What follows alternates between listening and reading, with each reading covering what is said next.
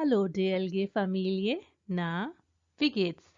इतने अरसे के बाद आपके लिए एक वीडियो बनाना बहुत अच्छा लग रहा है। I am really excited and looking forward to your feedback. इस वीडियो में हम देखेंगे B1 जर्मन Modellsatz का Schreiben और Sprechen Portion। So, los geht's! ये हैं जी Schreiben की डिटेल्स जो कि आप वीडियो पॉज करके चेक कर सकते हैं और इसके लिए हमें टाइम दिया जाता है टोटल 60 मिनूटन। B1 schreiben पर जाने से पहले हम ज़रा सा देख लेते हैं कि किस तरह से उसकी aufgaben को डिवाइड किया गया है और कैसे मार्क्स की डिवीजन होती है और टाइमिंग का थोड़ा सा आपको आइडिया रखना होगा जब आप पेपर सॉल्व कर रहे होंगे। Aufgabe 1 है जी anhand von 3 Leitpunkten eine private E-Mail von circa 80 Wörtern schreiben। तो आपको एक प्राइवेट ईमेल लिखनी है 3 डिफरेंट पॉइंट्स पर और टोटल आपकी वर्ड रेंज कितनी होनी चाहिए 80 वर्ड्स। इसके लिए आपने कोशिश करनी है कि 20 मिनट्स में ये टास्क को सॉल्व कर लें और इसके लिए आपको मिलेंगे 40 मार्क्स। और Aufgabe 2 है zu einem Thema aus dem Alltag einen Diskussionsbeitrag von circa 80 Wörtern schreiben। कोई टॉपिक होगा जो कि आपको डिस्कशन फोरम पर मिलेगा, उससे रिलेटेड आपने अपने जो थॉट्स हैं उसके बारे में लिखना है और ये भी 80 वर्ड्स होने चाहिए। इसके लिए आप मैक्सिमम कोशिश कीजिए कि 25 मिनट्स में सॉल्व कर लें और इसके लिए भी आपको 40 पॉइंट्स मिलते हैं। और जो टाइल 3 है वो कंपैरेटिवली इजी है क्योंकि इसमें आपको एक सेमी फॉर्मल ईमेल लिखनी है या नोटिस लिखना है या फिर सेमी फॉर्मल लेटर लिखना है जो कि टोटल 40 वर्ड्स का होना चाहिए और ये टास्क छोटी है तो इसलिए आपको जस्ट 15 मिनट्स में इसको सॉल्व इजीली आप कर सकते हैं। और ये टास्क वैसे भी इन दोनों टास्क के कंपैरिजन में काफ़ी इजी है और सिंपल जल्दी हो जाएगी और इसके मार्क्स भी इसीलिए कम हैं। इसके लिए आपको टोटल 20 मार्क्स मिलते हैं। तो इन सबको मिलाकर आपको जब आपका रिजल्ट कार्ड आएगा तो 100 में से आपको पॉइंट्स दिए जाते हैं। हमारा Aufgabe 1 है Sie haben vor einer Woche Ihren Geburtstag gefeiert. Ein Freund oder eine Freundin von Ihnen konnte nicht zu Ihrer Feier kommen, weil er oder sie krank war. तो जो 3 पॉइंट्स हैं वो हैं beschreiben Sie, wie war die Feier? Begründen Sie, welches Geschenk finden Sie besonders toll und warum? Machen Sie einen Vorschlag für ein Treffen. और किन चीज़ों का ध्यान रखना है आपने schreiben Sie eine E-Mail circa 80 Wörter, schreiben Sie etwas zu allen 3 Punkten। ये कभी भी मिस नहीं होना चाहिए, हर एक पॉइंट पर आपने कुछ ना कुछ ज़रूर लिखना होता है। Achten Sie auf den Textaufbau, Anrede, Einleitung और Reihenfolge der Inhaltspunkte, Schluss। इन चीज़ों को आपको नहीं भूलना चाहिए। आपकी सैल्यूटेशन, कंक्लूजन और जो लेटर की बॉडी होगी उसका भी ध्यान रखना है और सीक्वेंसिंग का भी यहाँ पर मेंशन किया गया है कि आपने केयर करनी है उसके बारे में। राइटिंग से रिलेटेड कुछ इंपॉर्टेंट टिप्स हैं जिनका हमें हमेशा ध्यान रखना चाहिए। पहली बात तो ये है कि आप इंग्लिश टू जर्मन ट्रांसलेशंस को अवॉइड किया करें। जो थॉट्स आपके जहन में इंग्लिश में आ रहे होते हैं उनको आप एज इट इज़ जर्मन में ट्रांसलेट ना किया करें क्योंकि उससे पता चलता है कि आप किसी सेकेंड लैंग्वेज की हेल्प ले रहे हैं जर्मन लैंग्वेज के सेंटेंसेस को लिखने के लिए। सेकेंड ये है कि बहुत ज़्यादा कॉम्प्लिकेटेड वर्ड्स या बहुत कॉम्प्लिकेटेड थॉट्स लिखने की ज़रूरत नहीं है। अगर आप सिंपल, अच्छे और करेक्ट सेंटेंसेस से अपनी बात कन्वे कर सकते हैं तो वो बेहतर है इससे कि आप डिफ़िकल्ट सेंटेंसेस लिखें और उसमें मिस्टेक्स करें। इससे बहुत बेहतर है कि आप सिंपल, इजी टू अंडरस्टैंड और क्लियर सेंटेंसेस लिखें और ज़रूरी नहीं है कि आप हमेशा डिफ़िकल्ट वर्ड्स लिख कर ही अपनी लैंग्वेज प्रोफिशिएंसी राइटिंग में शो कर सकते हैं। तो क्लियर और ठीक लिखा हुआ होना ज़्यादा ज़रूरी है और वो ज़्यादा मार्क्स गेनिंग है इसके बजाय कि आप डिफ़िकल्ट और मिस्टेक्स वाली राइटिंग एग्ज़ाम में करें। ये जो एग्ज़ाम मैं सॉल्व कर रही हूँ ये मैंने गोयथे इंस्टीट्यूट की वेबसाइट से लिया है जिसका लिंक डिस्क्रिप्शन बॉक्स में दे दिया है। और अगर आप इसकी पीडीएफ ओपन करके देखें तो उसमें भी इस लेटर का एक वर्जन दिया गया है, उसको भी आप पढ़कर आइडिया लगा सकते हैं कि और कौन से पॉसिबल वेज हैं जिससे आप ये लेटर लिख सकते हैं। यहाँ ये मेरा वर्जन है और हर किसी का अपना अपना डिफरेंट वर्जन हो सकता है, सभी करेक्ट हो सकते हैं, लेकिन जब एग्जामिनर्स मार्किंग करते हैं तो वो फिर आपको कंपैरेटिवली जज करते हैं कि बाकी सारे स्टूडेंट्स ने किस तरह के लेटर्स लिखे हैं, तो उस हिसाब से आपको वो मार्क्स देते हैं। तो ये एक इनफॉर्मल लेटर था, इसको आप इस तरह से स्टार्ट करेंगे, Liebe Susanne, wie geht es dir? Ich hoffe, dass du wieder gesund bist। आप नोट करिएगा कि कितनी सिंपल मैंने इस पूरे लेटर में लैंग्वेज यूज़ की है। और जैसे कि मैं हमेशा आपको कहती हूँ कि आप जो लेटर की स्टेटमेंट्स होती हैं उन्हीं को मॉडिफाई करके अपनी बात भी कह सकते हैं, और वो बहुत एक क्लेवर तरीका होता है अपनी बातें करने का और सेंटेंसेस को मॉडिफाई करने का। जैसे कि मैंने यहाँ पर भी स्टार्ट किया है, Vor einer Woche habe ich meinen Geburtstag gefeiert, aber ohne dich war die Feier nicht sehr spaßig. Ich hatte nur 5 Freunde eingeladen. Wir feierten meine Geburtstagsparty im Garten meines Hauses. Tina hat mir beim Gestalten des Gartens geholfen. Er sah wirklich traumhaft aus. बहुत ज़बरदस्त लग रहा था garden, बहुत dreamy लग रहा था, right. Ich habe auch einige Geschenke bekommen। अब ये सेकंड पॉइंट पे आ गए हैं हम कि गिफ्ट्स मिले हैं, और अगर कोई अच्छा गिफ्ट मिला है तो वो क्यों अच्छा लगा आपको। Ich finde Marcos Geschenk besonders gut। Er hat mir eine Eintrittskarte für ein Helene Fischers Konzert geschenkt। Weißt du ja schon, dass sie meine Lieblingssängerin ist। Ich bin schon darauf gespannt। मैं already excited हूँ उसके concert में जाने के लिए। Sei bitte nicht traurig, dass du zu meiner Party nicht kommen konntest। Wir könnten vielleicht am kommenden Samstag zusammen ins Theater gehen। Was sagst du dazu? Antworte mir bitte bald। Bis dann, herzliche Grüße, Nadja। Aufgabe 2. Sie haben im Fernsehen eine Diskussionssendung zum Thema persönliche Kontakte und Internet gesehen। Im Online-Gästebuch der Sendung finden Sie folgende Meinung। ये है जी तानिया का Meinung। Ich finde es schlimm, dass persönliche Treffen immer seltener werden। Freunde wohnen oft sehr weit auseinander und da ist man dann schon froh über das Internet.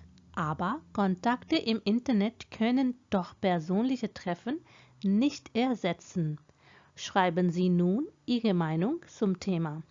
और 80 words जैसे कि हमने पहले बात की होने चाहिए। इस आंसर में भी मैंने तानिया के मायनों में से कुछ चीज़ें पिक की हैं जो कि आप नोट कीजिएगा। और सेकंड ये है कि रियल एग्ज़ाम में हमें थोड़ा पहले ही कंप्लीट करके रख लेनी चाहिए अपनी राइटिंग, ताकि हम उसको बार बार प्रूफ रीड करते रहें, चेक करते रहें, जो पॉसिबल मिस्टेक्स हैं उनको हम करेक्ट कर सकते हैं उस टाइम में। तो ये आंसर है जी, Ich finde es auch schade, dass persönliche Kontakte immer seltener werden। Heutzutage ist man fast immer beschäftigt und hat kaum Zeit für Familie und Freunde। Vor einigen Jahrzehnten hatten sich die Leute häufiger getroffen। कि कुछ सालों पहले तक लोग अक्सर मिला करते थे। Aber momentan sieht es ganz anders aus। Internet und Handys haben die Lebensart drastisch verändert। ये नोट करें, मैंने हैंडीज एक्स्ट्रा ऐड कर लिया है, आपका दिल करे तो आप सिंपल इंटरनेट से रिलेटेड ही बात कर सकते हैं। Auf der einen Seite bietet Internet tolle Kontaktmöglichkeiten an, womit man augenblicklich sowohl Freunde als auch Verwandte mit nur einem Klick kontaktieren kann। Auf der anderen Seite verschwendet man viel Zeit im Internet। आप note कर रहे होंगे काफ़ी connector words मैंने use किए हैं, कुछ adjectives use किए हैं, और ये ऐसे वर्ड्स होते हैं जो कि आपकी लैंग्वेज को ब्यूटीफुल, खूबसूरत बनाते हैं। Es ist mir aber klar, dass Kontakte im Internet persönliche Treffen auf keinen Fall ersetzen können। आप जो कहना चाह रहे हैं, आपका जो आइडिया है वो क्लियर होना चाहिए, तो उसको आप इस तरह से एक्सप्रेस कर सकते हैं। Aufgabe 3, Herr G. Ihre Kursleiterin Frau Müller hat Sie zu einem Gespräch über Ihre persönlichen Lernziele eingeladen. Zu dem Termin können Sie aber nicht kommen. Schreiben Sie an Frau Müller. Entschuldigen Sie sich höflich. höflich पे देखें, उन्होंने italics किया हुआ है कि polite रहकर आपने excuse करना है. Und berichten Sie, warum Sie nicht kommen können. Schreiben Sie eine E-Mail, circa 40 Wörter. Vergessen Sie nicht die Anrede und den Gruß am Schluss. First line को मैंने मॉडिफाई करके अपनी ईमेल की लाइन में चेंज कर दिया है. तो इस तरह से आप स्टार्ट कर सकते हैं. Liebe Frau Müller, ich möchte mich entschuldigen, dass ich zu unserem Gespräch über meine persönlichen Lernziele nicht kommen kann. Ich habe an diesem Tag einen wichtigen Termin beim Augenarzt. Leider kann ich den Termin nicht verschieben. Meine Augen sind plötzlich sehr schlecht geworden. Ich bedanke mich für Ihr Verständnis. Mit freundlichen Grüßen. और अपना for और नाम आप and पर लिख सकते हैं. अच्छा, यहाँ पर आप नोट करिएगा कि मैंने हर एक सेंटेंस इश से स्टार्ट नहीं किया. ये मुझे आइडिया दिया था, बल्कि मैंने करेक्शंस करवाई थी इस वीडियो के लिए, स्पेशली आप सबके लिए, ताकि ये फेलर फ्राई वीडियो हो. तो इसके लिए मैंने फिर हमारे फेसबुक ग्रुप के जो एडमिन हैं, हमारे को एडमिन हैं, बहुत ही अच्छे शख्स हैं, उनका नाम पेटर इनहुए है और वो नेटिव जर्मन है. तो उन्होंने मेरी हेल्प की थी. तो जब मैंने बार बार सारा लेटर इसको इश से स्टार्ट किया हुआ था, तो वो कह रहे थे कि हर एक लाइन इश से स्टार्ट नहीं होनी चाहिए, वो बहुत रेपिटेटिव लगता है. तो मैं उनको बहुत बहुत थैंक्स कहना चाहती हूँ कि मेरे ये जो टास्क मैंने उनको लिख के दी थी, उन्होंने उनकी प्रूफ रीडिंग की थी और बहुत ही वैल्यूएबल सजेशंस दी थी. तो यहाँ पर इस लाइन को उन्होंने फिर लाइडा से स्टार्ट कर लिया था, ताकि वो इतना ज़्यादा बोरिंग ना साउंड करे कि हर एक सेंटेंस इस से स्टार्ट हो रहा है. तो रियल एग्ज़ाम में भी आपके लिए ये बहुत इफ़ेक्टिव टिप है कि आप उस बोरिंगनेस को ख़त्म करने के लिए कुछ ना कुछ सेंटेंसेस में वेरिएशन ला सकते हैं. डिफरेंट सेगमेंट्स को स्टार्ट पर लेकर जाकर आप अपने लेटर्स को लिख सकते हैं और ज़्यादा अच्छे से मार्क्स गेन कर सकते हैं. Gute सर्टिफिकेट B1 की स्प्रेशन के लिए आपको 15 मिनट मिलते हैं और ये हैं जी उसकी डिटेल्स के कितने पार्ट्स होते हैं और उनमें क्या करना होता है. अभी भी हम स्प्रेशन टाइल पर जाने से पहले कुछ इम्पॉर्टेंट चीज़ें देख लेते हैं. और अगर आप ये सोच रहे हैं कि मैंने पहले भी जो श्राइबन के लिए ये बताया था और इसमें भी ये दिखा रही हूँ, तो जब मैं अपनी B1 एग्ज़ाम की प्रिपरेशन कर रही थी तो मैंने एक बुक ऑर्डर की थी, जिसका लिंक मैं डिस्क्रिप्शन बॉक्स में दे दूँगी, आप चेक कर लीजिएगा. अगर आप आजकल B1 एग्ज़ाम की प्रिपरेशन कर रहे हैं तो उस बुक से आप 15 डिफरेंट मॉडल टेस्ट प्रैक्टिस कर सकते हैं. और इस बुक ने मुझे बहुत हेल्प की थी अच्छे से मार्क्स लेने में. तो उसमें लिखा हुआ है जी स्प्रेशन से रिलेटेड कि die mündliche Prüfung ist in der Regel eine Paarprüfung. पैर एग्ज़ाम होता है, दो पार्टिसिपेंट्स ने स्पीकिंग एग्ज़ाम देना होता है मिलकर. Die Kandidaten haben 15 Minuten Zeit, जो कि हमने पहले डिस्कस कर लिया है, sich auf ihre Themen vorzubereiten. अच्छा, ये डिफरेंट है. 15 मिनट्स आपको मिलते हैं प्रेपरेशन का टाइम और 15 मिनट होता है आपका एग्ज़ाम कंडक्ट कराने का. ठीक है, तो टोटल हाफ एन आवर में आप फ्री हो जाते हैं. Dabei dürfen Sie sich Notizen machen. तो ये 15 मिनट जब आपको प्रेपरेशन के लिए मिलते हैं, आपको पेपर दे दिया जाता है कि इसमें से आप देख लें क्या आपका टॉपिक है. तो उसको आपको जहन में सोचना होता है, कुछ पॉइंट्स बनाने होते हैं, तो उसको आप लिख सकते हैं अपने पेपर पर. In der Prüfung sollen Sie dann aber frei sprechen und nicht vom Notizblatt ablesen. बहुत ही इम्पॉर्टेंट है. एग्ज़ाम जब आपका रियल हो रहा होगा स्पीकिंग का, तो उसमें ये नहीं है कि आपने नोट्स लिख लिए हैं तो अब उसमें से आप देख देख कर तो रीडिंग करते रहें. वो कह रहे हैं आपने फ्रीली बात करनी है.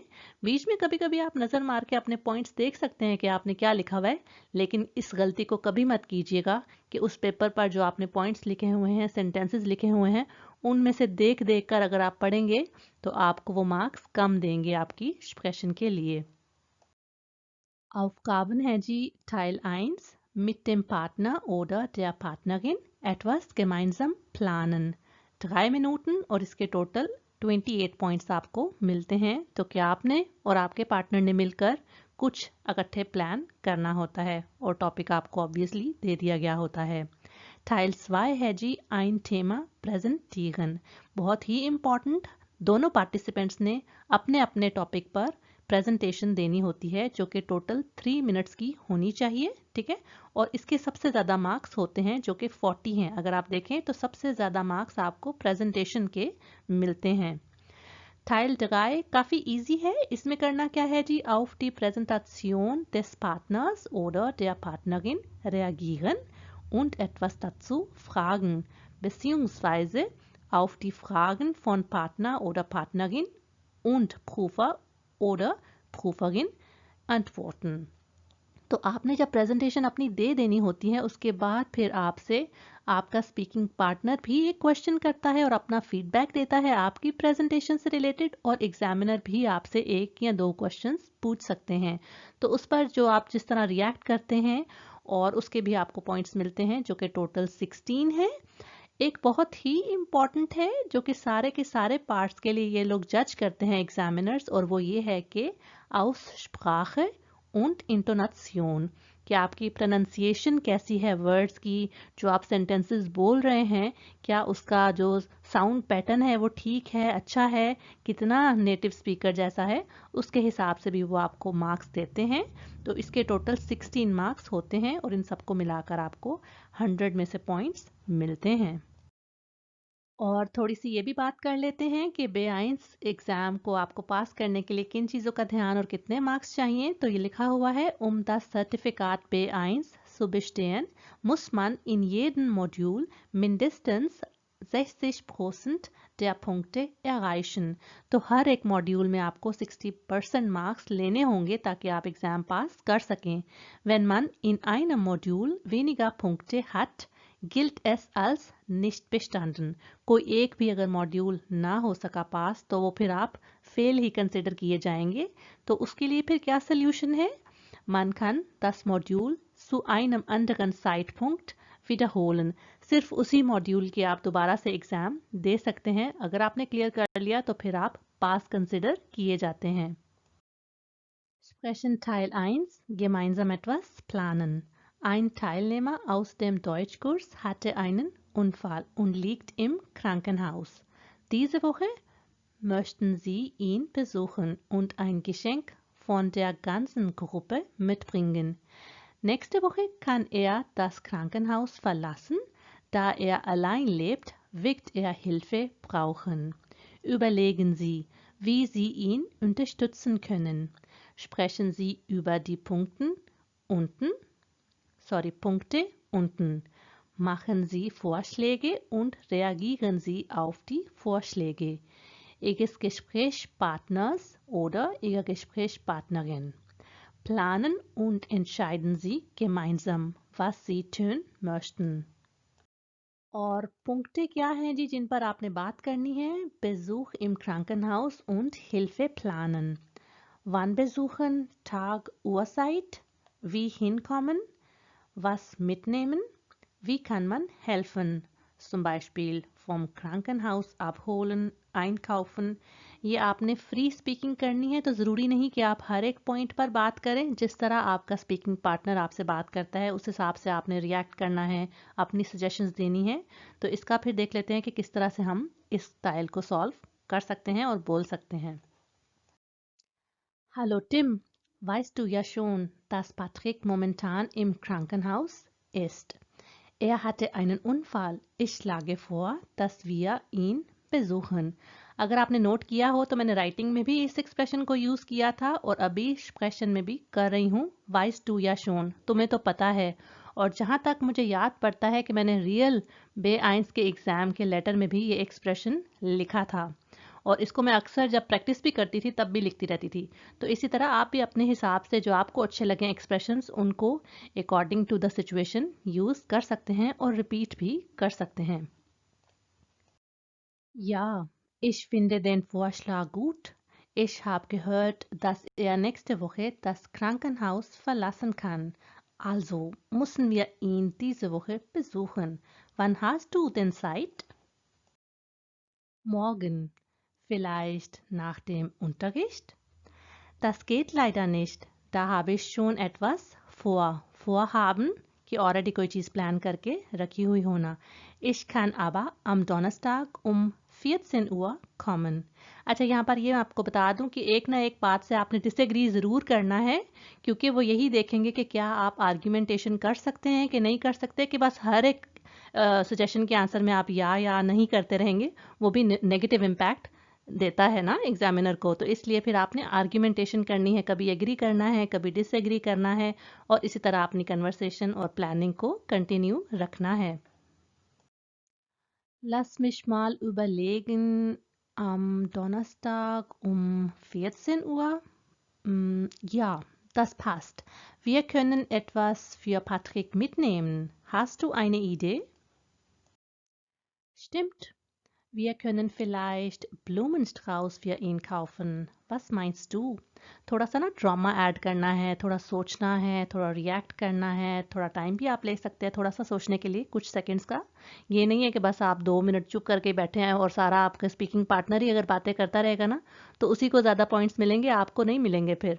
तो इसलिए जब आपने बे-आइंस की स्पीकिंग की प्रैक्टिस भी करनी है ना एग्ज़ाम प्रेपरेशन से पहले, तो उसको अच्छे से करना है, ताकि एंड गोल अगेन हम सबका यही होता है कि अच्छे से मार्क्स हमें एग्ज़ाम में मिलें। Blumenstrauß klingt gut.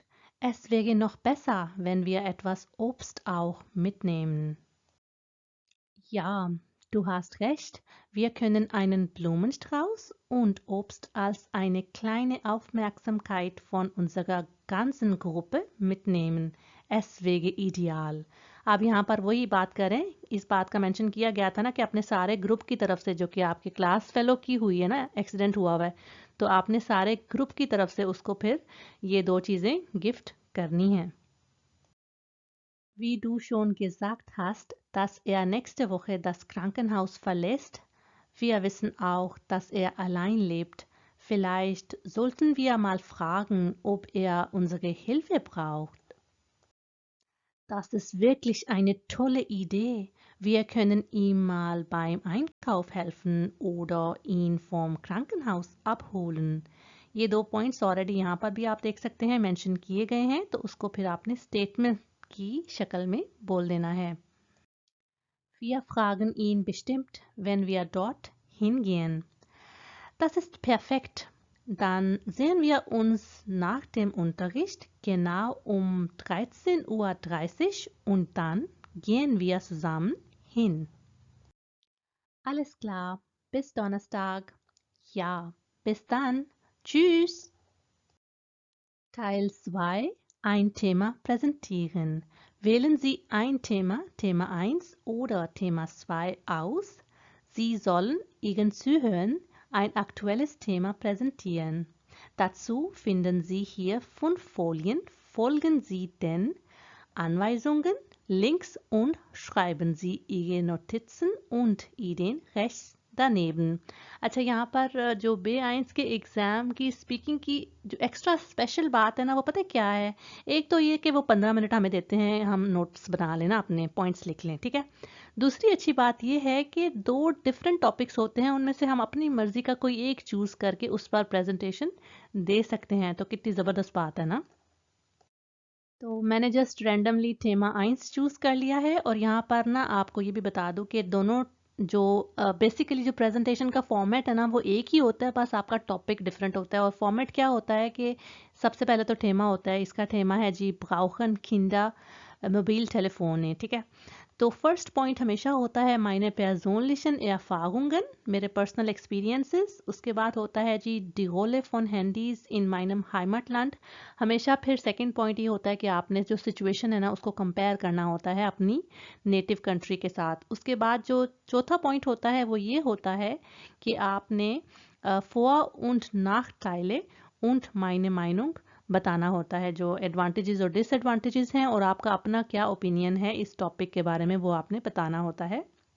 उसके बाद एंड में फिर आपने क्या करना है, Abschluss und Dank।